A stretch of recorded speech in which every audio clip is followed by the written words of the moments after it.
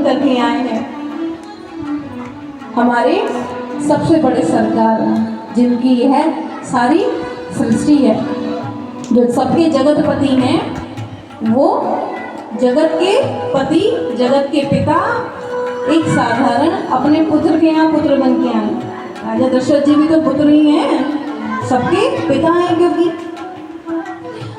जब हम आरती गाते हैं, ओम जय जगदीश हरे, स्वामी जय जगदीश हरे, गाते हैं तो क्या कहते हैं? मात पिता तुम मेरे, शरण गहूँ किसकी, स्वामी शरण गहूँ किसकी, तुम बिन और न दूजा, प्रभु बिन और न दूजा, आस करूँ जिसकी। ओम जय जगदीश हरे। तो माता पिता कहते हैं ना, माता पिता तुम मेरे, शरण गहूँ किसकी।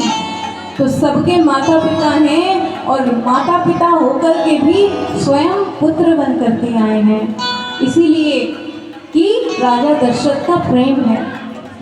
पिछले जन्म में मनु और शत्रुपा जी ने, यही राजा दशरथ मनु और शत्रुपा जी थे ना, इस जन्म में दशरथ जी और कौशल्या जी बने हैं। तो इनका प्रेम देख करके भगवान आए हैं। और अब जब से इन्होंने भगवान के चरण देखे हैं, तो दिन रात मानो यही कहते हैं, नाथ देखी पद कमल तुम्हारे, नाथ देखी पद कमल तुम्हारे, अब पूरे सब काज हमारे, अब पूरे सब काज हमारे। श्री राम जय राम जय जय राम, श्री राम जय राम जय जय राम, मंगल भवन अमंगल हारी, मंगल भवन अमंगल हारी, प्रभु सुदशरथ अजय बिहारी, प्रभु सुदशरथ अजय बिहारी, प्रभु सुदशरथ अजय बिहारी, प्रभु सुदशरथ अजय बिहारी। श्री राम जय राम जय जय राम, श्री राम जय राम जय जय राम, श्री राम जय राम जय जय राम। बोली राघवेंद्र सरकार की। तो भैया, प्रेम करने लायक तो केवल हमारे ठाकुर जी ही हैं, हमारे राम जी ही हैं। लेकिन हम प्रेम संसार से करते हैं, और संसार क्या करता है? हमारे गुरु जी कहते हैं ना कि हमने उनकी याद में रो रो के टब भर दिए, कि हमने उनकी याद में रो रो के टब भर दिए, और वो इतने बेशरम निकले कि आए और नहाकर चल दिए। प्रेम से कहिए जय श्री राम। तो ये संसार तो बंधुओं ऐसा ही है कि हम चाहे कितना भी रो लें, कितना भी बिलख लें, लेकिन सच्चा सुख तो केवल ठाकुर जी के चरणों में ही है। वो कहते हैं ना गुरु जी, मिलता है सच्चा सुख केवल प्रभु जी तुम्हारे चरणों में,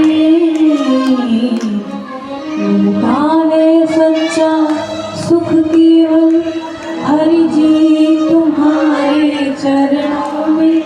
यही विनती है पल छिन छिन के रहे प्यार तुम्हारे चरणों में, चाहे बैरी संसार बने,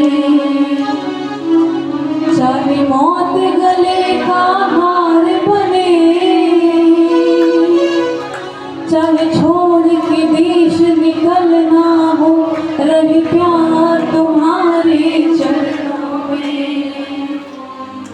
मिलता है सच्चा सुख केवल प्रभु जी तुम्हारे चरणों में। यही विनती है पल छिन छिन की रहे प्यार तुम्हारे चरणों में। तो हमेशा ठाकुर जी से यही प्रार्थना करें, सोते जब रात्रि में सोए ना तो यही प्रार्थना कीजिए कि हे ठाकुर जी आपने आज का दिन बहुत सुंदर निकाल दिया। और ठाकुर जी हम तो कलयुग के जीव हैं, दिन रात सहस्त्र अपराध करते हैं, तो हमारे उन अपराधों को भी और जो हमने पुण्य किए हैं वह भी हम आपके श्री चरणों में समर्पित करते हैं। हमारे पाप भी और हमारे पुण्य भी आप दोनों को स्वीकार कर लीजिए। क्यों?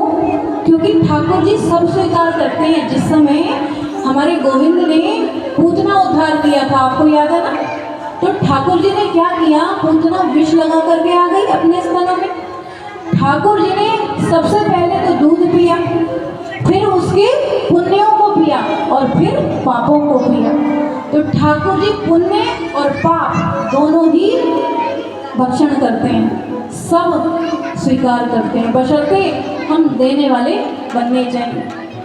तो जब सोए रात्रि में केवल यही एक विनती करें, प्रभु आपने, क्योंकि कितने लोग तो भैया दिन में उठते ही नहीं है, रात में सोते हैं, तो है ना, साइलेंट अटैक आ जाता है कई लोगों को। हमने सुना है कि रात्रि में सोए हैं तो सुबह उठते ही नहीं हैं।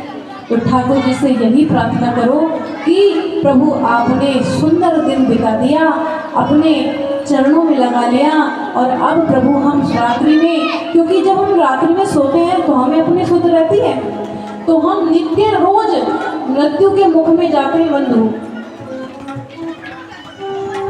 जब हम सोते हैं तो मृत्यु ही तो है भाई। तो ठाकुर जी से ये प्रार्थना करो, प्रभु कल का सूरज भी आपकी कृपा से हम अच्छे से देख पाएं और आपकी भक्ति में लग पाएं, ऐसा आशीर्वाद दो। ऐसा ठाकुर जी से प्रार्थना करो, उसके बाद सो जाओ। फिर जब सुबह उठो तो प्रभु का धन्यवाद दो, प्रभु आपने हमें आज का सूरज देखने का अवसर दिया। प्रेम से कहिए जय श्री राम। क्यों? क्योंकि कितने लोगों को ये अवसर नहीं मिलता। आप देखो, जो सीमा पर हमारी रक्षा करने के लिए जो जवान बैठे हैं, हमारे भाई बंधु बैठे हैं, उन लोगों को अवसर नहीं मिलता है कि कल का दिन देख पाएंगे कि नहीं। सीमा पे लड़ते लड़ते, युद्ध करते करते, हमारे लिए तो किसके लिए लड़ रहे हैं वो? हमारी सुरक्षा के लिए। तो भैया ठाकुर जी का बहुत धन्यवाद है कि उन्होंने हमें इतना सुंदर जीवन दिया है और अपने चरणों की भक्ति दी है। उनका हर पल धन्यवाद करो कि हमसे कोई गलती ना हो, प्रभु अपने श्री चरणों में लगा करके रखिए आप। और अब